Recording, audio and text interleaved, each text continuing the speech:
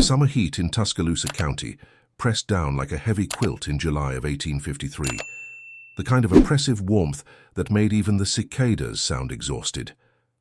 In a modest wooden house on the outskirts of town, a woman named Eleanor Pritchard sat at a pine table worn smooth by years of use. Her fingers stained with ink, writing numbers that would confound minds more than a century later. She didn't know she was creating a mystery. She only knew that the numbers demanded to be written, appearing in her mind with the clarity of church bells on Sunday morning. Eleanor was 32 years old, unremarkable in appearance by the standards of her time and place. Her brown hair, streaked prematurely with grey, was pulled back in a simple bun. Her dress, made from cotton grown in the fields surrounding Tuscaloosa, had been mended so many times that the original fabric seemed more memory than material. She lived alone, a circumstance that raised eyebrows in a society where unmarried women of her age were expected to reside with family or work as governesses in respectable households. But Eleanor had inherited this small property from her father, a mathematics teacher who had died of fever when she was 23, and she clung to her independence with a stubbornness that bordered on impropriety. The numbers started appearing to her in the spring of 1851, shortly after a particularly severe storm had torn through the county, uprooting ancient oaks and flooding the Black Warrior River until it swallowed the ferry crossing. She had been helping her neighbor, Mrs. Catherine Walsh, salvage what remained of her vegetable garden when Eleanor noticed something peculiar about the way the floodwater had deposited debris. There was a pattern to it, a rhythm she couldn't quite articulate, but felt deep in her chest like a second heartbeat. That night, unable to sleep, she had risen from her bed and written her first sequence. 7, 23, 47, 89, 107, 191. At first, she thought little of it. Her father had taught her arithmetic and basic geometry, unusual education for a girl in Alabama, and she assumed these numbers were simply her mind, working through some problem she had encountered during the day. But the numbers kept coming, night after night, each sequence different, yet somehow connected to the one before. She filled the margins of her father's old books, then moved to scraps of paper she begged from the general store, claiming she needed them for household accounts. By the summer of 1853, she had accumulated dozens of pages covered in dense columns of figures that seemed to follow rules only they understood. The townspeople of Tuscaloosa County thought Eleanor Pritchard was odd, but they tolerated her eccentricity because she kept to herself and never caused trouble. She earned a modest living by taking in sewing and occasionally tutoring children in reading and basic arithmetic, though some mothers whispered that it wasn't proper for a woman to teach mathematics even to young ones. The local minister, Reverend Thompson, had visited her twice to express concern about her spiritual welfare, particularly her habit of declining invitations to social gatherings at the church. Eleanor had listened politely, offered him water sweetened with honey, and promised to consider his words more carefully. She had no intention of changing her ways. On this particular July afternoon, Eleanor was working on a sequence that had been troubling her for 3 days. The numbers came to her in fragments, incomplete and insistent, like a melody with missing notes. She wrote 13, 41, 139, 461. Then she paused, her pen hovering over the paper. The next number was there, just beyond her conscious grasp, and she closed her eyes to feel for it. The room was silent except for the sound of her breathing and the distant lowing of cattle from the Henderson farm down the road. When she opened her eyes again, she wrote 1523. The pattern satisfied something in her mind, a rightness she couldn't explain to anyone, least of all herself. She set down her pen and flexed her cramped fingers. Through the window, she could see the red clay road that led into town, dust rising in small clouds as a wagon passed. The driver, Mr. Samuel Kowalski, a merchant who supplied goods to the plantation families, tipped his hat in her direction, though he was too far away to see her clearly. Eleanor didn't wave back. She had learned that encouraging even small interactions led to questions she couldn't answer. "What are you writing, Miss Pritchard? What purpose do all those numbers serve? Why does a woman need to spend so much time with pen and paper when there's honest work to be done?" She had no answers that would make sense to them. How could she explain that the numbers weren't for anything, that they simply existed and demanded recognition? How could she describe the profound unease that settled over her when she ignored them, the way her thoughts would scatter and refuse to cohere until she sat down and let the sequences flow through her fingers onto paper. Eleanor stood and walked to the small kitchen area of her house, where she ladled water from a bucket into a tin cup. The water was lukewarm and tasted faintly of iron from the well. She drank it anyway, grateful for the moisture in her dry throat. Outside, the afternoon stretched on, thick and golden, the kind of light that made everything seem suspended in amber. Tomorrow she would need to walk to town for more ink and paper. Tomorrow she would face the curious glances and careful distance the townspeople maintained around her. But for now, in the privacy of her small home, Eleanor Pritchard returned to her table and continued writing the numbers that spoke only to themselves. The walk to Tuscaloosa town centre took Eleanor nearly an hour in the morning heat, following the rutted clay road that turned to mud when it rained and to dust when it didn't. She carried a small basket over her arm, empty except for the coins she had earned from her last sewing job, mending tablecloths for the Whitmore family. The Whitmores owned a substantial plantation east of town, and Mrs. Whitmore had standards that bordered on impossible, but she paid promptly and never questioned Eleanor's unconventional lifestyle, which was more than could be said for most of the county's prominent families. The town itself was modest by any standard, a collection of wooden buildings arranged around a central square where the county courthouse stood, its white paint peeling in long strips that revealed grey wood beneath. The general store occupied the corner lot, run by Mr. and Mrs. Gideon Hayes, who had moved to Alabama from Virginia 15 years earlier and still spoke with accents that marked them as outsiders. Eleanor appreciated this about them. They understood what it meant to be observed with suspicion. The bell above the door chimed as Eleanor entered, and the relative coolness of the interior was immediate relief from the oppressive heat outside. The store smelled of coffee beans, tobacco, and the particular mustiness of cloth that had been stored too long in humid conditions. Mrs. Hayes looked up from behind the counter, where she was measuring out sugar for another customer, Mrs. Adelaide Foster, who turned at the sound of the bell and offered Eleanor a tight smile that didn't reach her eyes. Eleanor nodded politely and moved toward the back of the store, where Mr. Hayes kept writing supplies. She didn't need to examine the options carefully. There was only one type of ink available, a dark blue-black that came in small glass bottles, and paper was sold by the sheet, rough and yellowed but serviceable. She selected what she could afford and brought it to the counter, waiting while Mrs. Hayes finished with Mrs. Foster. The two women were discussing the upcoming harvest social at the Methodist Church, an annual event that Eleanor had successfully avoided for the past 7 years. Mrs. Foster was saying something about the difficulty of finding good help these days, a complaint Eleanor had heard countless times before, coded language for the complex and brutal system of enslaved labor that undergirded every aspect of Alabama's economy. Eleanor kept her eyes on the counter, unwilling to engage with a conversation that made her stomach turn. When Mrs. Foster finally left, packages tucked under her arm and disapproval radiating from every line of her body, Mrs. Hayes turned to Eleanor with a warmer expression. She was a woman in her 50s, with graying hair and kind eyes that had witnessed more of life than she usually let on. She tallied Eleanor's purchases without comment, wrapping the ink bottle carefully in brown paper to prevent breakage. "You go through a lot of paper, Miss Pritchard," Mrs. Hayes observed, her tone neutral but curious. "Must be keeping detailed household accounts." Eleanor had prepared for this question, anticipating it for months. "I'm transcribing some of my father's old work," she said, which wasn't entirely a lie. Her father's mathematical notebooks had inspired her, even if what she was writing bore no resemblance to his careful geometric proofs and algebraic equations. He would have wanted his ideas preserved. Mrs. Hayes nodded, seemingly satisfied with this explanation. "Your father was a learned man. It's good that you honor his memory this way." She paused, then added more quietly, "Not everyone in town understands that learning has value for its own sake, especially for a woman. But I do. My mother taught me to read from her father's books, back in Virginia. Changed my whole life." Eleanor felt something loosen in her chest, a small release of tension she hadn't realized she was carrying. "Thank you," she said simply, and meant it for more than just the transaction.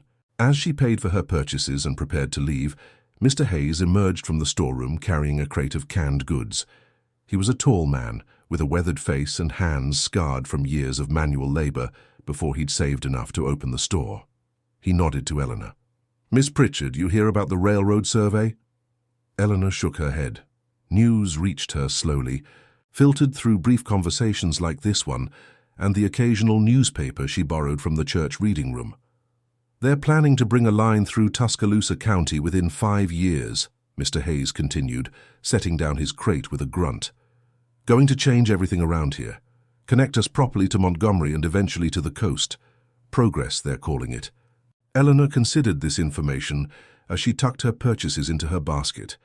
A railroad would indeed change things, bringing more people, more commerce, more scrutiny of anyone who didn't fit neatly into society's expectations. The thought unsettled her, but she kept her expression neutral. 5 years is a long time, she said. Much can happen before then. Mr. Hayes chuckled. "True enough. Well, you take care in this heat, Miss Pritchard. Make sure you're drinking enough water on your walk back." Eleanor thanked them both and stepped back into the blazing afternoon. The sun had climbed higher while she was inside, and the square was nearly deserted now, most sensible people having retreated indoors to wait out the worst of the day's heat. She began the long walk home, her basket heavier now with precious supplies, her mind already returning to the numbers waiting for her, the sequences that needed completion, the patterns that demanded understanding, even if that understanding might never come. Eleanor's routine rarely varied. She rose before dawn when the air still held a hint of coolness, drew water from the well, and prepared a simple breakfast of cornmeal mush or biscuits left from the previous day. She worked in her small vegetable garden while the morning was still tolerable, tending to beans, squash, and tomatoes that struggled in the clay soil. By mid-morning, when the heat became oppressive, she retreated indoors to her sewing work, or, when she had no commissions, to her numbers. The numbers had evolved since that first sequence in 1851. What had begun as simple progressions had become increasingly complex, branching into multiple streams that sometimes converged and sometimes ran parallel, never touching. Eleanor had developed her own system of notation, using symbols she invented to mark relationships between sequences. A small cross meant the numbers were connected by addition. A circle indicated multiplication. A star, which she used rarely, meant something else entirely, a relationship she felt but couldn't define in conventional mathematical terms. Her father's old books, which lined a single shelf above her table, had been her first reference. She had studied his notes on prime numbers, on geometric series, on the mathematical principles that governed everything from planetary motion to the growth patterns of plants. But her sequences didn't match anything in his careful documentation. They weren't primes, though prime numbers appeared within them. They weren't geometric progressions, though they sometimes grew at rates that suggested exponents. They were something else, something that existed in the spaces between established mathematical knowledge. On a Thursday afternoon in late July, while Eleanor was writing a particularly stubborn sequence that had been eluding her for days, she heard the sound of a horse approaching her house. Visitors were rare enough that she set down her pen immediately and moved to the window. A young man was dismounting from a chestnut mare, his clothing marking him as someone of means. A pressed white shirt and vest despite the heat, boots that looked recently polished. Eleanor didn't recognize him, which was unusual in a county where everyone knew everyone else's business, going back 3 generations. She watched as he tied his horse to the post by her gate and approached the front door. His knock was firm but not aggressive, the knock of someone accustomed to having doors opened for him, but not accustomed to demanding it rudely. She opened the door part-way, keeping her body in the gap. "Can I help you?" The young man removed his hat, revealing dark hair dampened with sweat. He was perhaps 25, with the kind of refined features that suggested good breeding and regular meals. "Miss Eleanor Pritchard?" he asked, his accent marking him as educated but still southern, probably from one of the larger cities. "I am," Eleanor confirmed, not relaxing her defensive posture. "My name is Thomas Brennan. I'm a surveyor working for the railroad company Mr. Hayes mentioned. I've been boarding at the Morrison house in town." He paused, seeming uncertain how to continue. "Mrs. Morrison mentioned that you're something of a mathematician. I'm having difficulty with some calculations related to gradient measurements for the proposed rail line, and I wondered if you might be willing to look at them. I'd pay for your time, of course." Eleanor was so surprised that she nearly closed the door in his face. No one had ever sought her out for her mathematical abilities. The women who hired her for sewing valued her neat stitches. The children she tutored needed help with basic reading. But mathematics, that was the strange hobby everyone tolerated but nobody took seriously. "I'm not a mathematician," she said carefully. "My father taught me some basics, but I have no formal training." Thomas Brennan shifted his weight, looking genuinely distressed. "I understand, Miss Pritchard, but I'm somewhat desperate. The engineer I was supposed to work with took ill and returned to Montgomery. I need these calculations verified before I can proceed with the survey." "There's no one else in the county with even basic mathematical knowledge. Mrs. Morrison said your father was quite accomplished in the field and that you've inherited his library.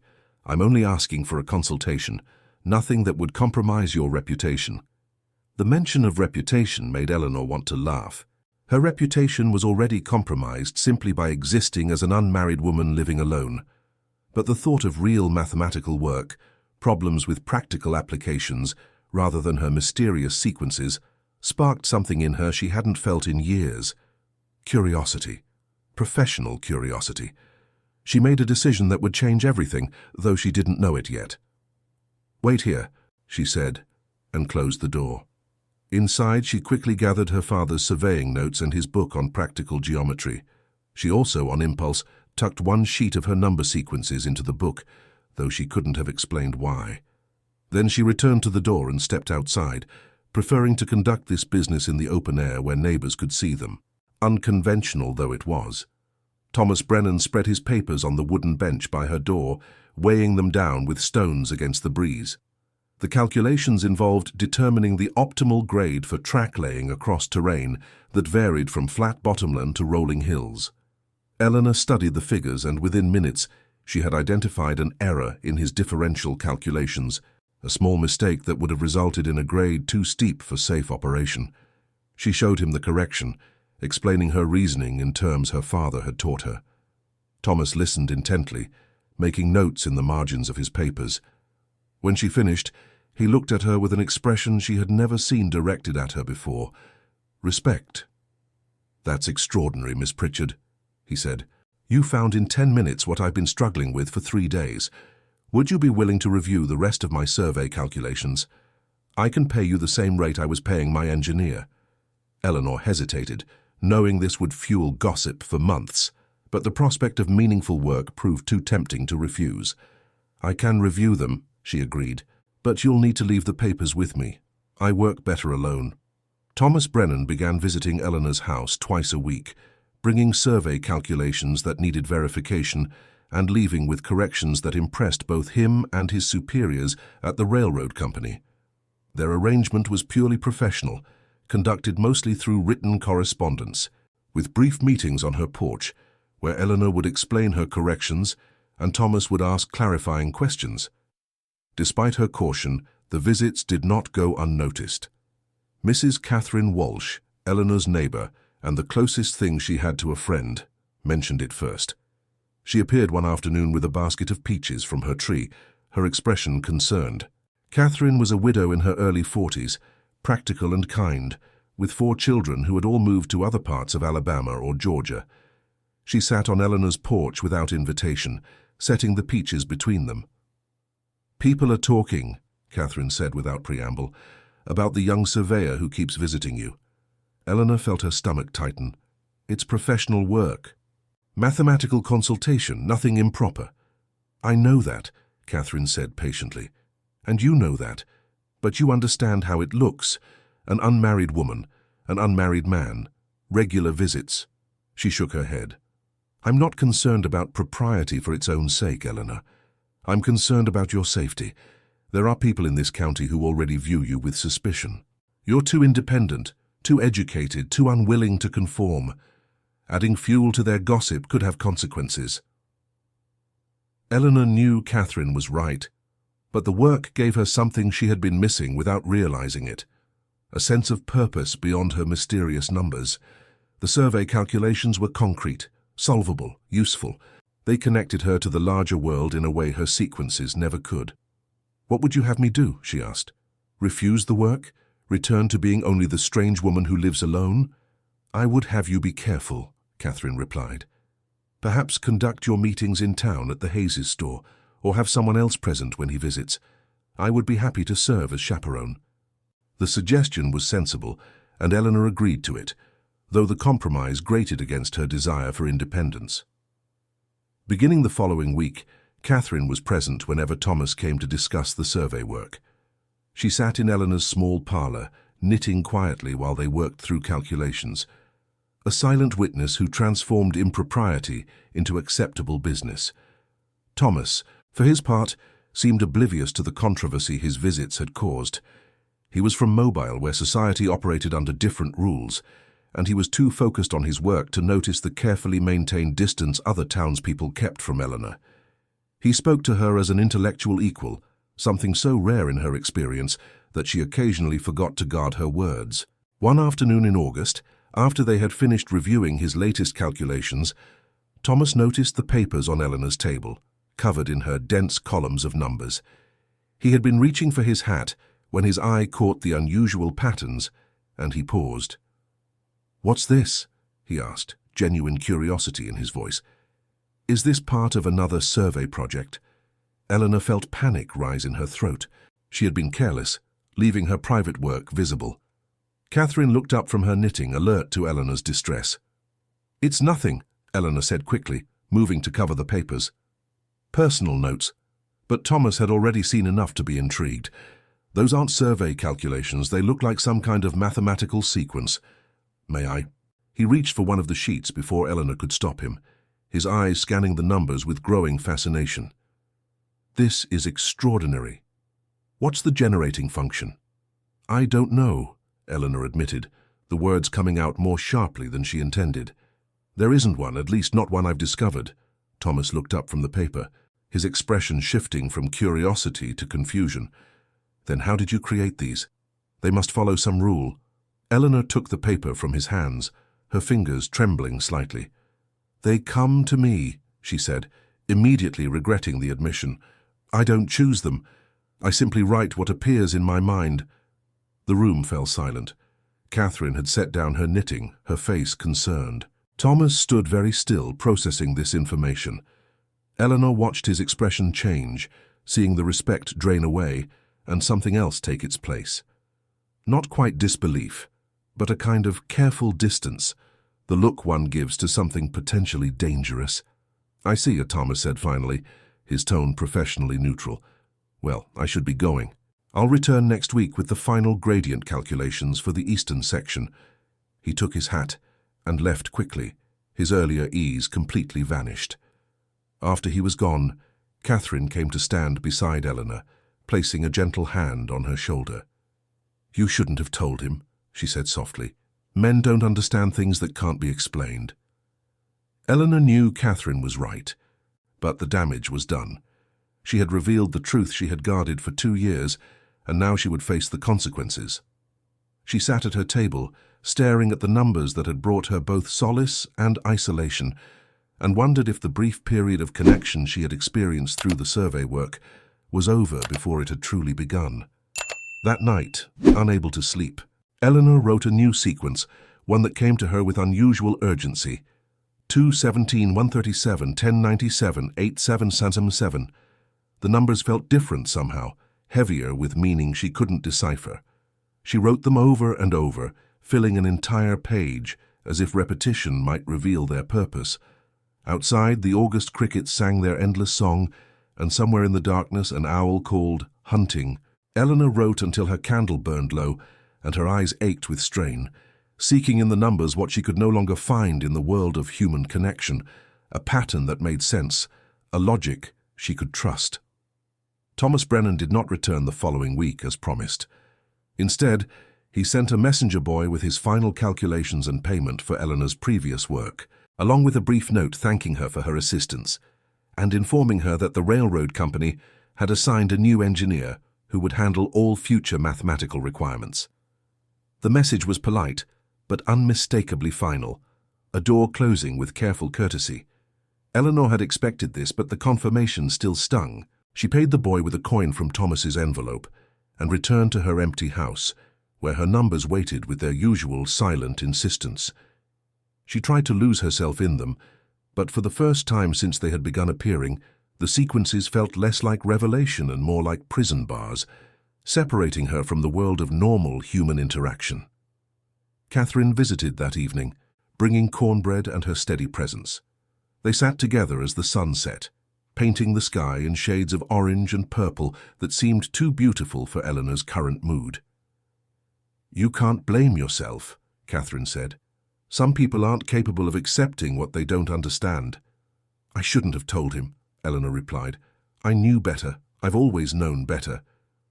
"Maybe," Catherine conceded. "Or maybe it's good that you tried.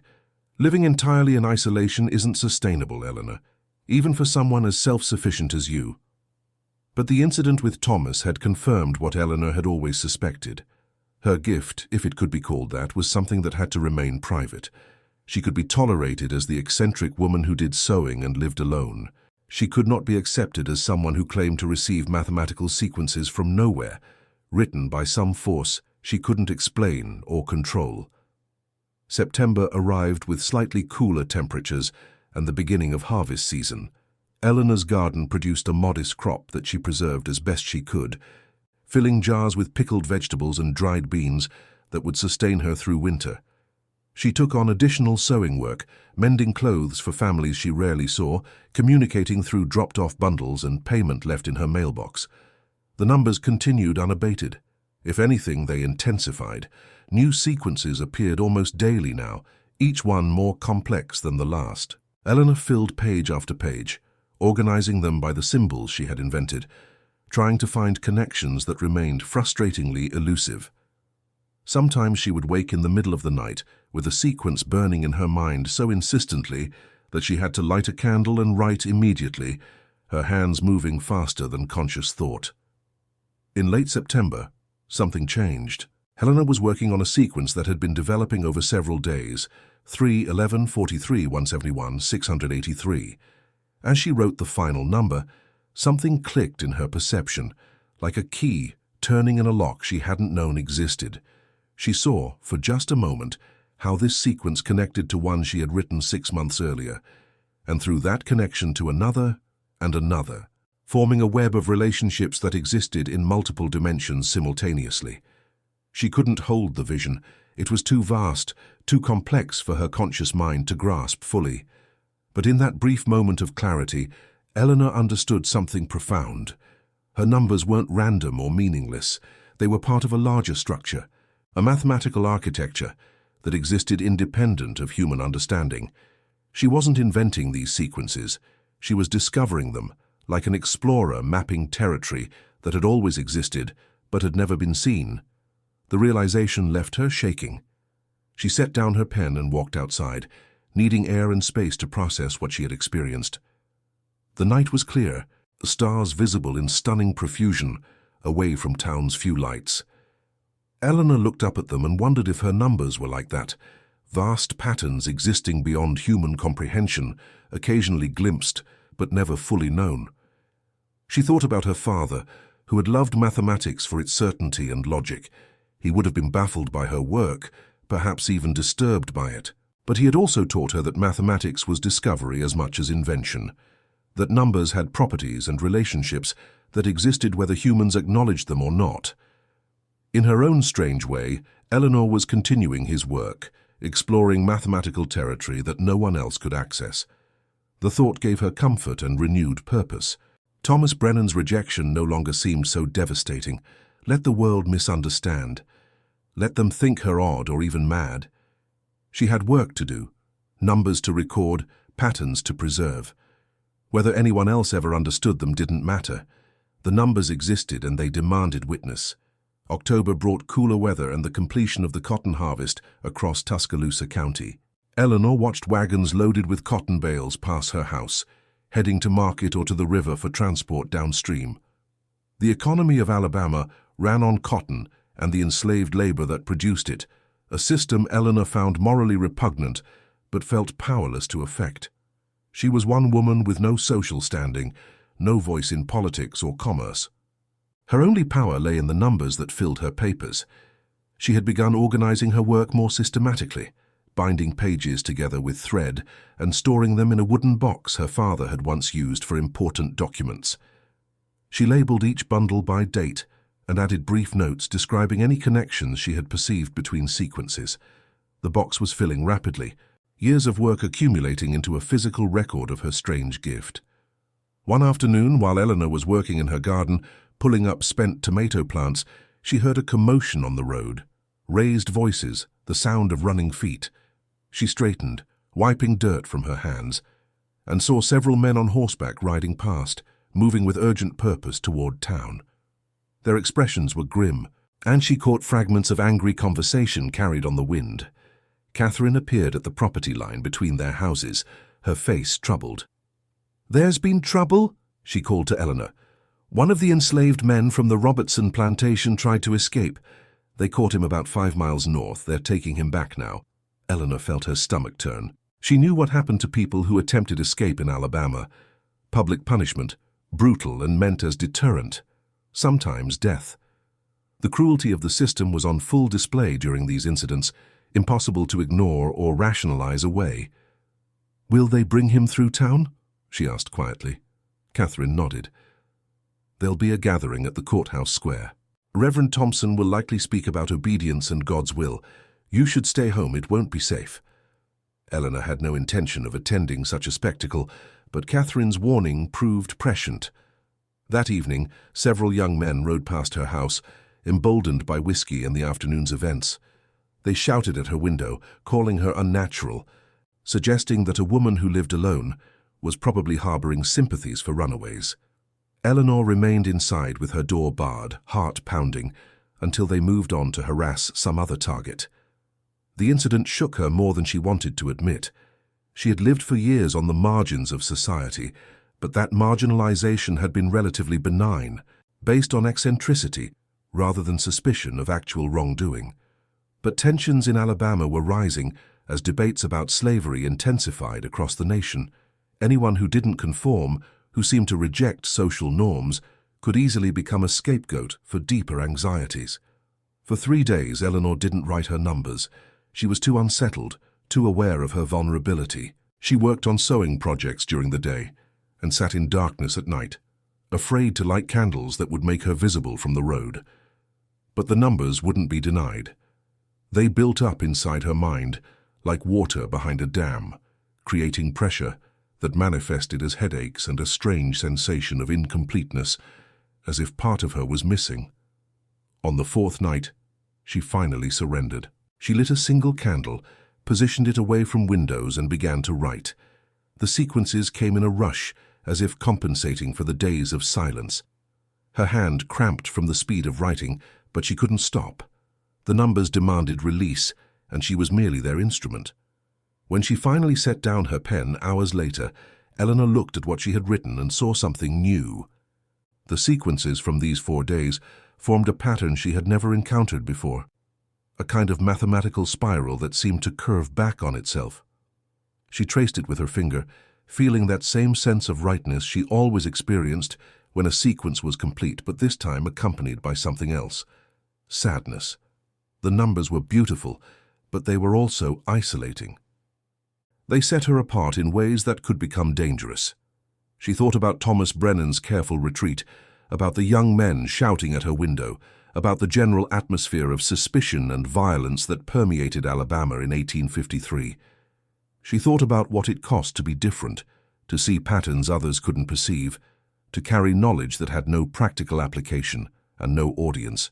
But even as she acknowledged the cost, Eleanor knew she would continue. The numbers weren't optional. They were as much a part of her as breathing, and denying them would mean denying herself. She carefully filed the new pages in her wooden box, added the date and brief notes, and prepared for bed. Tomorrow she would return to her ordinary routines: garden, sewing, careful navigation of a society that tolerated but never accepted her. And beneath it all, the numbers would continue their silent communication, building structures she could glimpse but never fully understand. Winter arrived early that year, bringing frost in November that killed what remained of Eleanor's garden. She spent more time indoors, conserving firewood and working on increasingly complex sequences that seemed to be approaching some kind of culmination, though she couldn't have explained what that meant. The numbers were becoming denser, more interconnected, as if years of isolated sequences were finally revealing their relationship to one another. Catherine continued to visit regularly, bringing news from town and occasional supplies. The railroad survey had been completed, and Thomas Brennan had moved on to another project in Georgia. The incident with the escaped man had faded from immediate consciousness, replaced by new scandals and concerns. Life in Tuscaloosa County continued its rhythms, largely indifferent to Eleanor's existence on its margins. In December, Eleanor fell ill with a fever that lasted nearly 2 weeks. Catherine nursed her through it, bringing broth and cool cloths, sitting beside her bed, while Eleanor drifted in and out of fevered dreams. In those dreams, the numbers appeared as physical structures, vast architectures of light and pattern that she could walk through, finally understanding their complete form. But when the fever broke and she regained clarity, the understanding faded, leaving only fragments and frustration. During her illness, she hadn't written any numbers. When she was finally strong enough to return to her table, she expected the usual rush of accumulated sequences demanding release. Instead, she found something different: silence. For the first time in nearly 3 years, no numbers appeared in her mind. She sat with pen and paper, waiting for the familiar insistence, but nothing came. The silence terrified her more than the numbers ever had. Without them, she felt empty, purposeless. She tried to force sequences, writing random numbers and attempting to find patterns in them, but it was hollow exercise, devoid of the rightness that characterized her true work. She had become dependent on her gift without realizing it, and its absence left her unmoored. Days passed with no change. Eleanor moved through her routines mechanically, doing sewing work without real attention, eating meals she didn't taste. Catherine noticed the change but misunderstood its cause, assuming Eleanor was still recovering from her illness. She encouraged rest and patience, not knowing that rest was the last thing Eleanor wanted. On Christmas Eve, Eleanor made a decision. She retrieved her wooden box of sequences and spread them across her table, every page she had written over the past 3 years. She studied them methodically, looking for the larger pattern she had glimpsed during her fever. Hours passed. The candle burned low and she replaced it. The room grew cold, and she wrapped a blanket around her shoulders. She read her numbers like ancient texts, searching for meaning. As dawn approached, something shifted in her perception. She saw how sequence connected to sequence, how the symbols she had invented marked not just relationships but directions, pathways through mathematical space. The structure was vast and incomplete, but its outline was visible now. Her numbers weren't random fragments. They were pieces of a single enormous pattern, something that existed beyond conventional mathematics, touching on principles that wouldn't be formally discovered for generations. She understood in that moment that her work would never be recognized in her lifetime. The mathematical frameworks needed to analyze her sequences didn't exist yet. Anyone who looked at her pages would see only meaningless numbers, the obsessive scribblings of a disturbed mind. But the sequences were real and significant, and they needed to be preserved for a future that might develop the tools to understand them. Eleanor made a second decision then. She would continue writing as long as the numbers came to her, but she would stop hoping for understanding or acceptance from her contemporaries. Her work was for the future, a message in a bottle cast into time's ocean. Whether it would ever be received and decoded, she couldn't know, but the act of preservation itself had value, and that would be enough. As if in response to this resolution, she felt the familiar presence return, numbers assembling themselves in her consciousness, waiting to be written.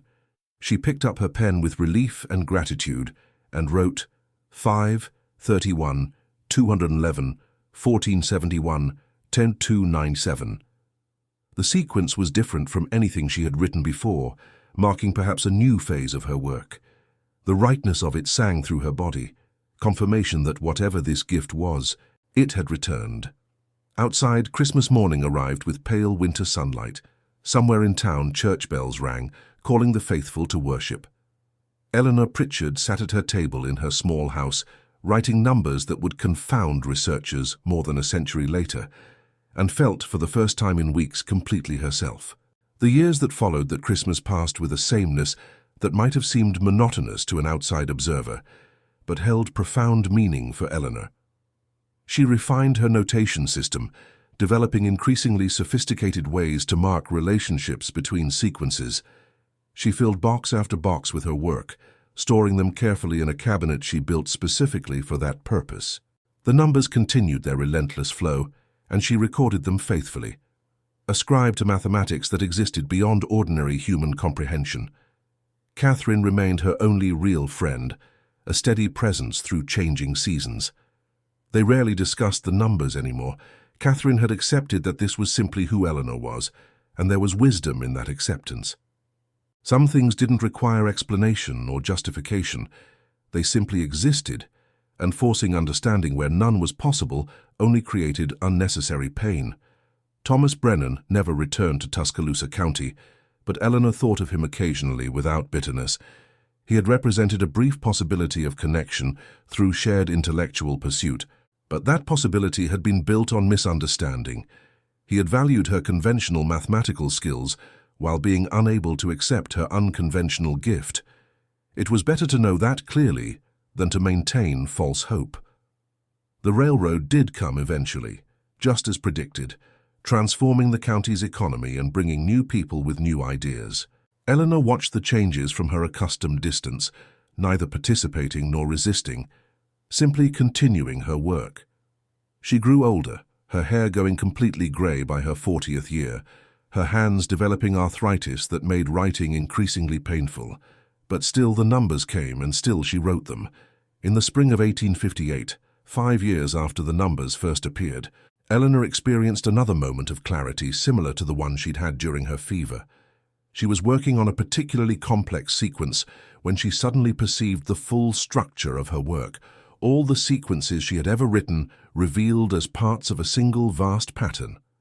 This time the vision lasted longer, and she was able to sketch its general outline before it faded. What she drew looked nothing like conventional mathematics. It resembled more closely a map of something that existed in multiple dimensions simultaneously, a structure that couldn't be fully represented on flat paper, but could be suggested through layered notation. Eleanor stared at her sketch with awe and humility. She had been recording something extraordinary without fully realizing its scope. Whatever her numbers represented, it was significant beyond her ability to measure. She carefully preserved this sketch, placing it at the front of her first box of sequences, a kind of key for anyone who might someday attempt to decode her work. She wrote a brief note on the page. "These numbers came to me unbidden and demanded recording. I do not fully understand their meaning, but I know they are true. They speak to themselves in ways I can only partially hear. Perhaps someone in the future will comprehend what I could only witness." Eleanor Pritchard, March 1858. The act of writing that note felt like completion, though her work itself was far from finished.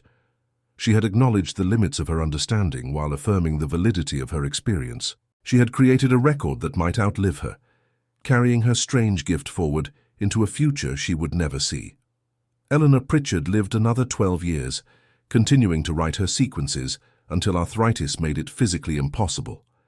She died in 1870, unmarried and largely unmourned except by Catherine, who ensured that Eleanor's boxes of mathematical sequences were preserved and eventually donated to the newly established university in Tuscaloosa. The boxes sat in archives for decades, occasionally examined by curious researchers who found them fascinating but ultimately incomprehensible. As years became decades and then a century, Eleanor's sequences remained undecoded. Mathematicians who studied them could identify fragments of patterns that resembled various branches of mathematics not formally developed until the 20th century: chaos theory, fractal geometry, prime number distributions that wouldn't be fully understood for generations after her death. But the complete structure she had sketched, the vast pattern that connected all her sequences, remained elusive, as if the mathematical framework needed to comprehend it still didn't exist. The woman who had lived alone in a small house outside Tuscaloosa, who had written numbers that spoke only to themselves, had indeed cast a message forward through time. Whether that message would ever be fully received remained an open question, but its existence testified to a truth Eleanor had discovered in her isolation. Some knowledge arrives before its time, carried by individuals who can witness but not fully explain what they perceive. Her numbers remained patient and eternal, waiting for the future to develop the language needed to understand what a woman in 1853 Alabama had somehow been able to hear. Mathematics speaking its own secret name, revealing structures that existed beyond human invention, timelessly true whether anyone understood them or not. Every family hides secrets, some so dark they should never see the light of day. Here, we open the doors to those shadowed pasts, uncovering hidden crimes, silent pacts, and stories that echo like ghosts through the halls of memory. If you've made it this far, it means you also carry that forbidden curiosity. So don't hesitate. Subscribe to the channel now, turn on the bell, and follow our next revelations. Because every day, new secrets emerge, and only those who dare to face the truth remain to hear them.